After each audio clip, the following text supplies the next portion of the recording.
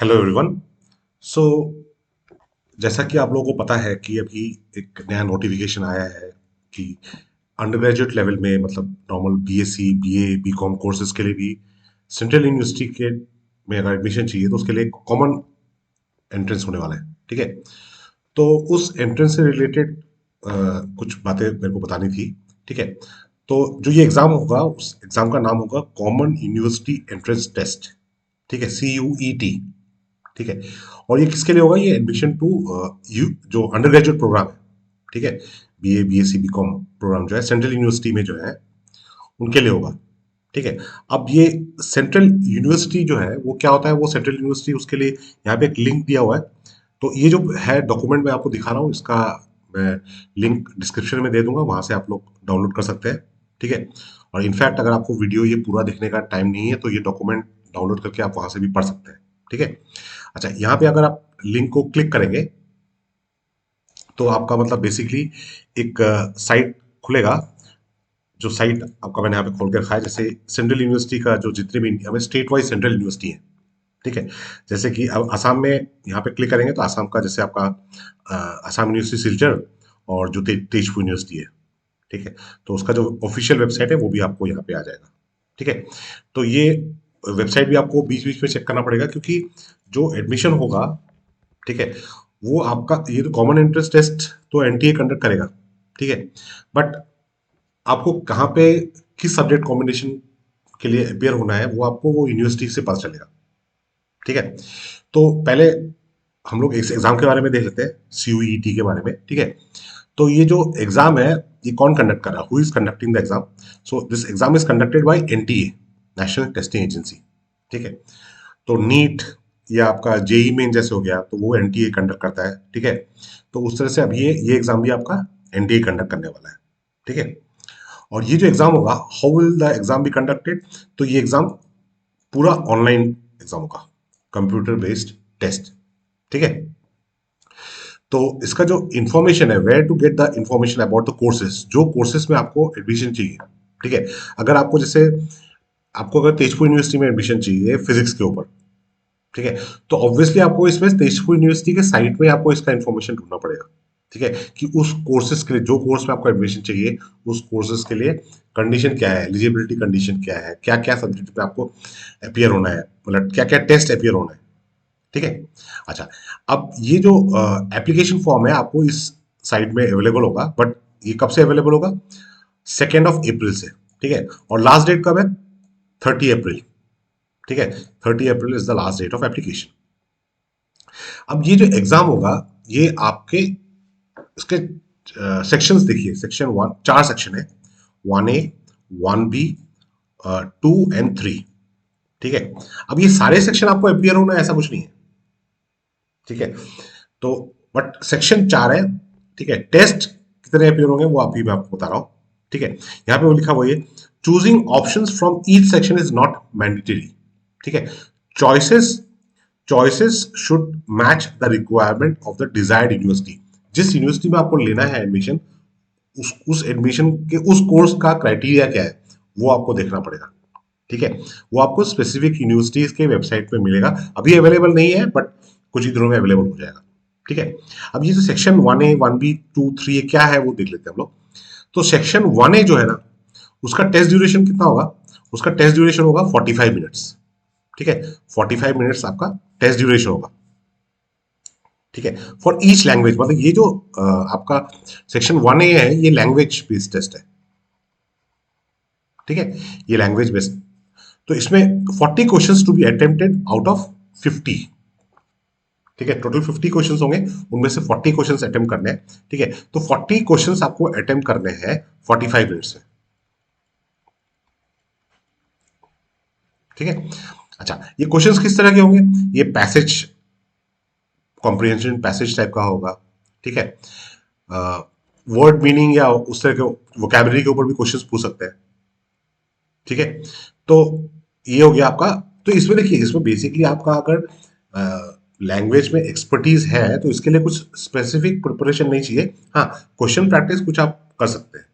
ठीक है, अच्छा, तो ये जो सेक्शन 1A है इसमें आपके बेसिकली 13 लैंग्वेजेस इनमें से आप लैंग्वेज चूज कर सकते हैं, एनी ऑफ दीज लैंग्वेजेस में बी चूजन, ठीक है।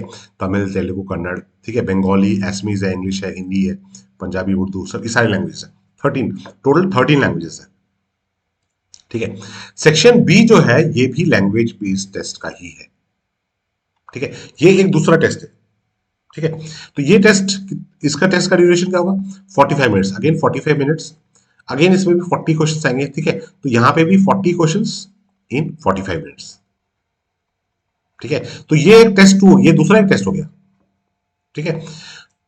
यहाँ पे भी लैंग्वेज, ये भी लैंग्वेज बेस्ड टेस्ट है, तो टेस्ट सेक्शन 1A की तरह यहाँ पे भी कॉम्प्रिहेंशन, पैसेज, वोकैबुलरी, इस तरह के क्वेश्चन आने वाले हैं, ठीक है।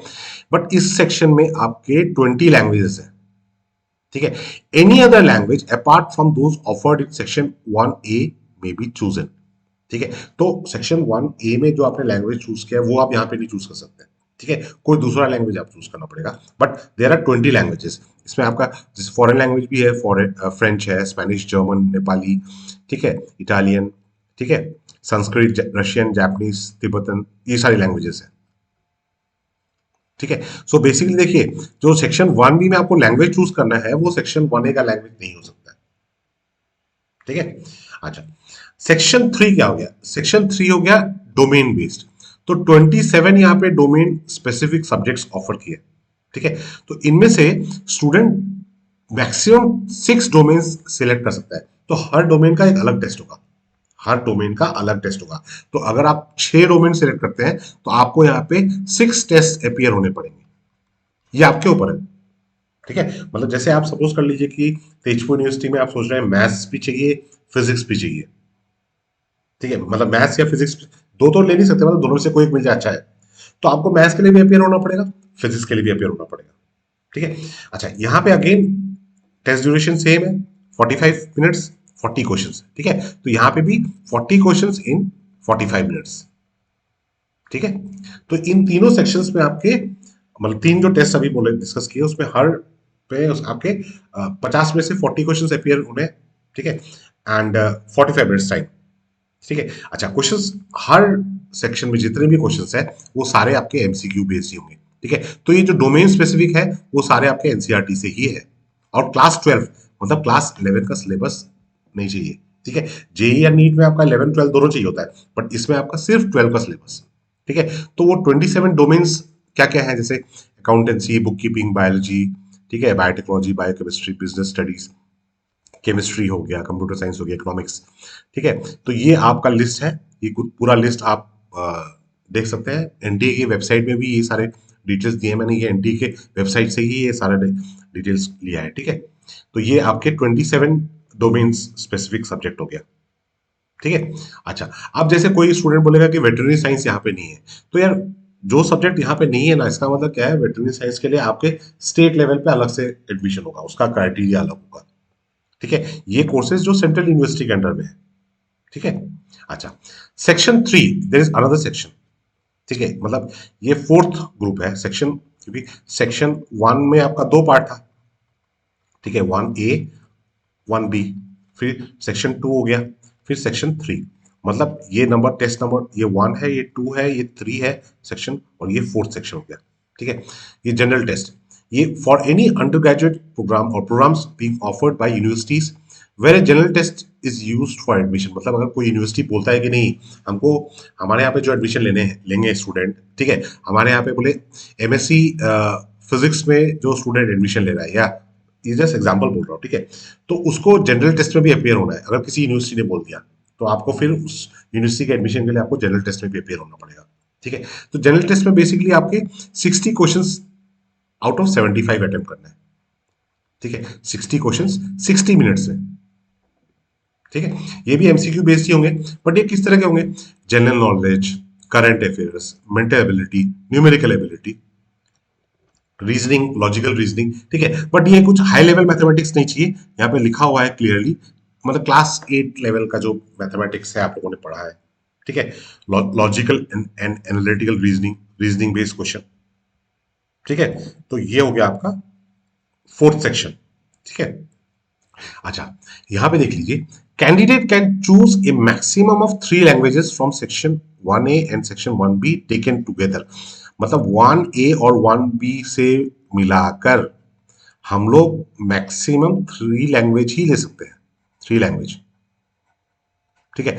However the third language chosen needs to be in lieu of 6th domain specific subject. मतलब अगर आपके लैंग्वेज में बेसिकली आप कहना ये चाहते हैं कि जैसे अगर लैंग्वेज, किसी एक लैंग्वेज स्पेसिफिक पे आप ग्रेजुएशन करना चाहते हैं, तो आप उस केस में आपका जो थर्ड सब्जेक्ट होगा वो भी लैंग्वेज ही होगा, ठीक है।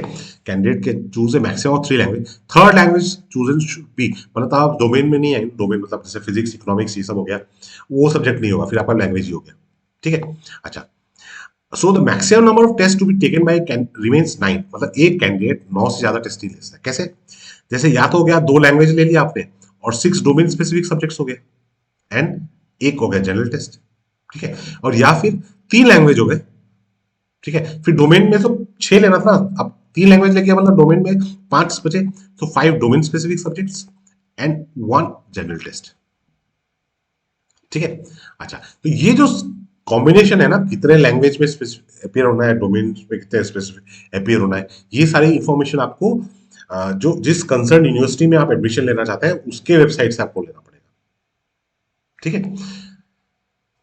जैसे यहाँ पे जो 27 डोमेन्स में से आप मैक्सिमम 6 ही ले सकते हैं, ठीक है, जो सेक्शन 2 था, ठीक है। So these are the things about the जो central common university entrance test है, ठीक है।